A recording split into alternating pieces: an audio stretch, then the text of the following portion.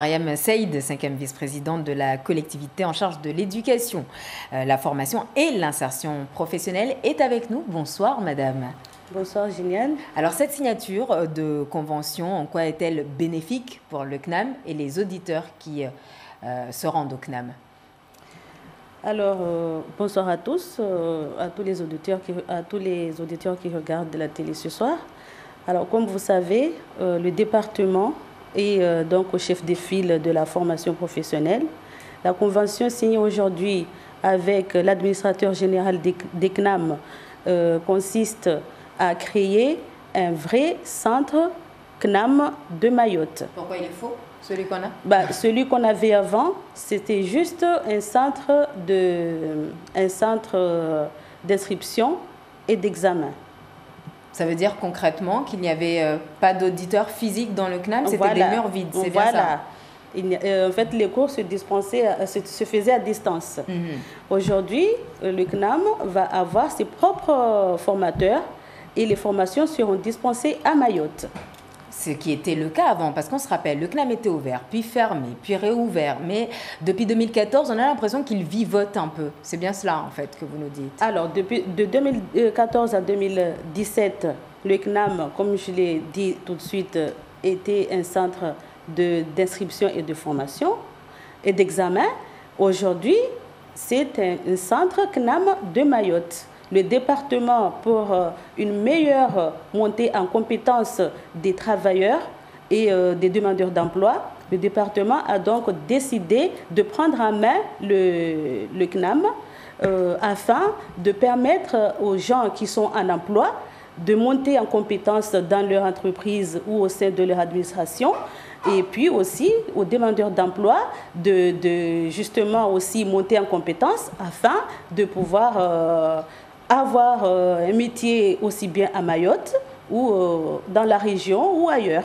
Alors, quel genre de formation ils seront dispensés? Alors, les formations qui sont dispensées sont donc les métiers qui sont en tension. Parce que comme vous savez... Qui sont en tension à Mayotte. C'est-à-dire qu'on a des métiers qui sont en manque de personnel.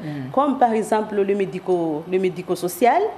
Il manque beaucoup de médecins, il manque beaucoup d'assistants sociaux, il manque tout ça seront dispensés au sein du CNAM, sauf le médical. Le CNAM ne fait pas du médical, mais il fait du social, il fait du tourisme, il fait tout autre métier, sauf le médical. Alors, le CNAM pourra accueillir combien d'auditeurs? Parce que forcément, il y a un nombre d'auditeurs qu'on peut accueillir. On ne peut pas accueillir, par exemple, 3000 personnes dans l'année. On est d'accord? Eh bien, vu la décision et l'objectif du département, toute personne qui veut monter en compétence, toute personne qui veut se former peut aller au CNAM. Et ça sera opérationnel à partir de quand? Ça sera opérationnel à partir de septembre.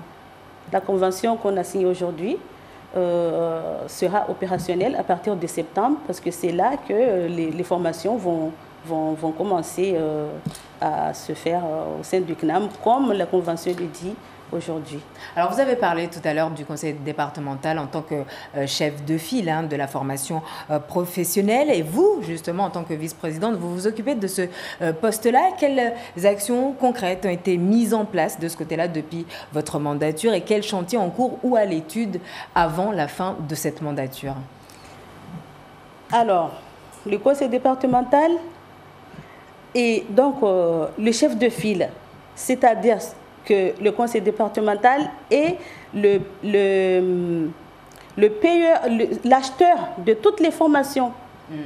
Il y a beaucoup de gens qui parlent de formation, il y a des organismes de formation qui viennent dans les médias, dans les radios, ils parlent de formation, il y a des associations qui parlent de formation. Tout ce monde-là, c'est le conseil départemental qui est le chef.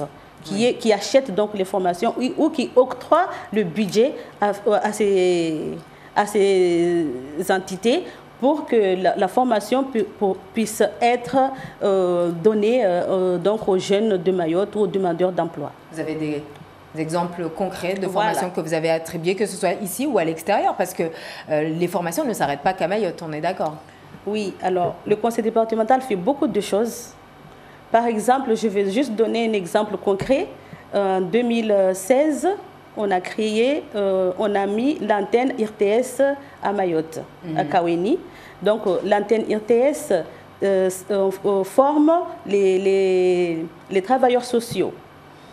Et ceci est financé à 100% par le conseil départemental. Ce qui n'était pas le cas jusqu'ici. Voilà. Merci beaucoup Mariam Saïd d'être venue sur notre plateau répondre à nos questions. Et on le rappelle, le CNAM donc, de Mayotte sera opérationnel à partir de septembre 2019.